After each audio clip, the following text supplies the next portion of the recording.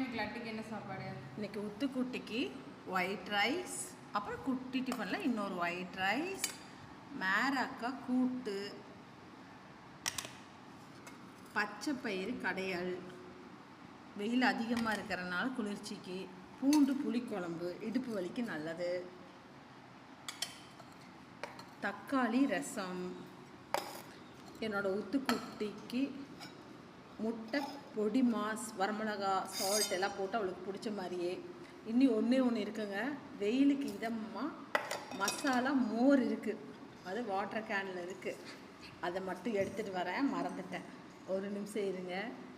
என் முத்துக்குட்டி இன்றைக்கி காலையில் சாப்பிடவே இல்லை, அதுக்கு பசிக்கும். ஏன்னா காலையில் சாப்பிட்டா மத்தியானம் மேடம் சாப்பிட மாட்டாங்க. இங்கே பாருங்கள், மசாலா மோர் நல்லா கெட்டியாக தண்ணி கம்மியாக ஊற்றி ரெடி பண்ணியிருக்கேன். உத்துக்குட்டி மிச்சம் வைக்காமல் சாப்பிட்றீங்க. இன்னைக்கு லட்டுக்கு என்ன சாப்பாடு? இன்றைக்கி உத்துக்குட்டிக்கு ஒயிட் ரைஸ், அப்புறம் குட்டி டிஃபனில் இன்னொரு ஒயிட் ரைஸ், மேராக்கா கூட்டு,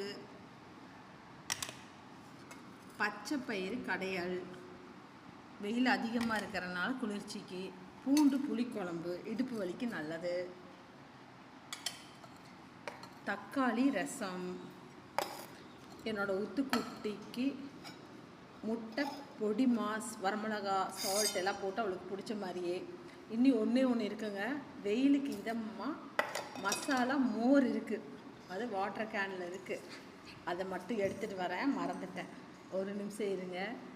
என் முத்துக்குட்டி இன்றைக்கி காலையில் சாப்பிடவே இல்லை, அதுக்கு பசிக்கும்.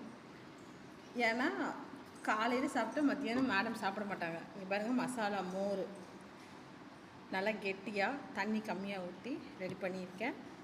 உத்துக்குட்டி மிச்சம் வைக்காமல் சாப்பிட்றீங்க.